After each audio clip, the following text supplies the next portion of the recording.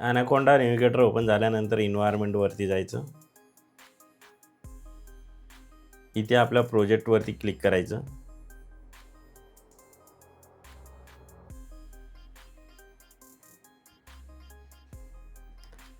किंवा परत होमवरती जायचं. इथे बेस रूट ऑप्शन दिसेल, इथे क्लिक करायचं. इथे क्लिक केल्यानंतर जो प्रोजेक्ट आपण सिलेक्ट केलेला आहे तो सिलेक्ट करायचा. आता इथे आपला प्रोजेक्ट सिलेक्ट झालेला आहे. याच्यानंतर काय करायचं, ज्युपिटर नोटबुक याच्यावरती क्लिक करायचं.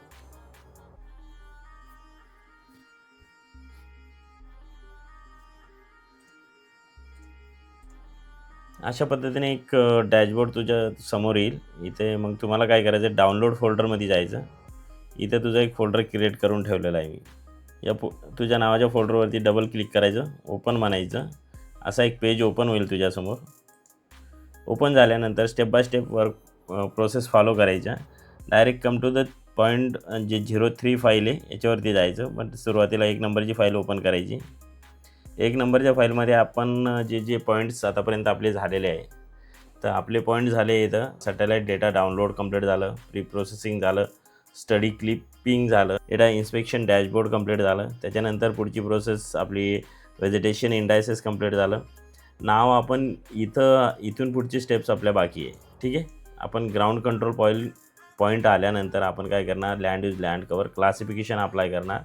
ऑन द बेसिस आपण ॲक्युरेसी असेसमेंट करणार, चेंज डिटेक्शन करणार आणि स्टॅटिस्टिकल ॲनालिसिस आणि फायनल मॅप रिझल्ट डेव्हलप करणार. पण ह्याच्यामध्ये काही गोष्टी एक्स्ट्रा अशा झालेल्या आहे की जसं व्हेजिटेशन इंडायसेसचं आपण ॲक्युरेसी असेसमेंट केलं आहे, त्याच्यानंतर आपण चेंज डिटेक्शन केलं आहे आणि स्टॅटिस्टिकल ॲनालिसिससुद्धा केलेलं आहे आणि फायनल मॅपसुद्धा आपण डेव्हलप केलेलं आहे. तर व्हेजिटेशन इंडायसेसचा कंप्लीट जो पार्ट आहे आपला तो पूर्ण झालेला आहे इथपर्यंत. वनली आपला पार्ट बाकी आहे, land use land cover classification. ठीक आहे. चला आपण आता दुसऱ्या फाईलवरती जाऊ.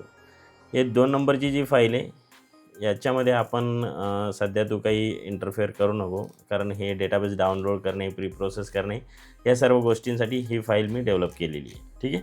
आता आपण परत बॅकला जाऊ.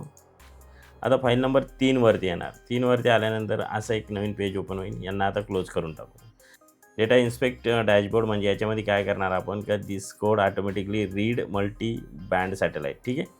त्याच्यामध्ये टीप फाईल्स तो रीड करेल, जनरेट करेल आणि त्याचा RGB इमेज डेव्हलप करेल, NDVI मॅप डेव्हलप करेल, हिस्टोग्राम डेव्हलप करेल आणि तो पर्टिक्युलर लोकेशनला सेव्ह करेल. याच्यामध्ये किती बँड घेतले आपण, याच्यामध्ये डिस्प्ले किती बँड होणार, क्रिएट कोणते कंपोजिट बँड क्रिएट केलं, या सगळ्या गोष्टी इथे आहे. बाकी व्हॉट इज कंप्लीट ह्या सगळ्या स्टेप्स इथे मी थोडं अंडरस्टँडिंगसाठी लिहिलेलं आहे. त्याच्यानंतर या कोडला तुला काय करायचं आहे, रन करायचं आहे. रन केल्यानंतर तो काय होईल, पर्टिक्युलर लोकेशनला म्हणजे जिथं आपला प्रोजेक्ट आहे, इथे तुझा प्रोजेक्ट आहे, त्याच्यामध्ये आउटपुट फोल्डरमध्ये डॅशबोर्ड आणि डॅशबोर्डच्यामध्ये इयर वाईज तुझ्या फाईल्स सेव्ह झालेल्या आहे 2003, 4, 5, 6, 7, 8, 9, 10 अशा 26पर्यंत. आता मी या फाईल्स तुला शो करतो. आता मी कोणती फाईल सांगितली होती, आउटपुट फोल्डरमध्ये डॅशबोर्ड, त्याच्यामध्ये इयर वाईज. तर आपण 26ची फाईल बघू. अशा पद्धतीने आपण काय केलं आहे की ऑल बँड्स इन्क्लुडिंग RGB आणि NDVI आणि NDVI हिस्टोग्राम हे आपण या फाईलमध्ये डेव्हलप केलेलं आहे. ठीक आहे. हे झालं आपलं डॅशबोर्डचं आउटपुट. फाईल नंबर 3चं काम इथे संपलेलं आहे. याला क्लोज करून टाकू. आता आपण जाऊ फाईल नंबर 4 म्हणजे व्हेजिटेशन इंडायसेस. याच्यावरती डबल क्लिक करायचं. तर आपण काय केलेलं आहे, या पूर्ण याच्यामध्ये या वेगवेगळ्या इंडायसेसचे रिझल्ट इथे जनरेट केलेले आहे. या फाईलला तुला काय करायचं आहे, फक्त रन करायचं. रन केल्यानंतर खाली असे रिझल्ट जनरेट होईल.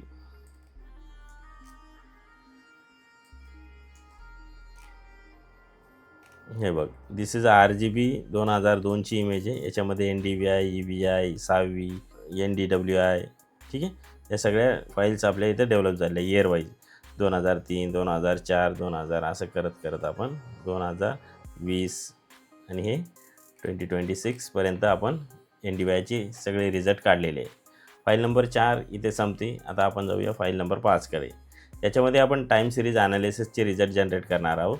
ठीक आहे. फाईल नंबर 5 रन केल्यानंतर इथे NDVI टाईम सिरीज ॲनालिसिसचे रिझल्ट जनरेट होतात. ही फाईल रन केल्यानंतर तुला अशा पद्धतीने खाली आउटपुट फाइंडिंग मिळेल.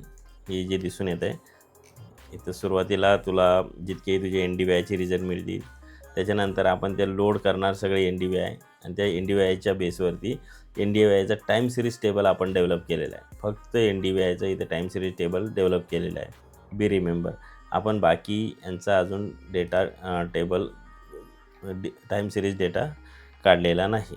ठीक आहे. 2002 पासून हे ड्रॉट पर्सेंटेज, व्हेजिटेशन्स, NDVI यांचे मीन, मॅक्स, मोड आणि ह्या सगळ्या गोष्टी इथे शो करतात.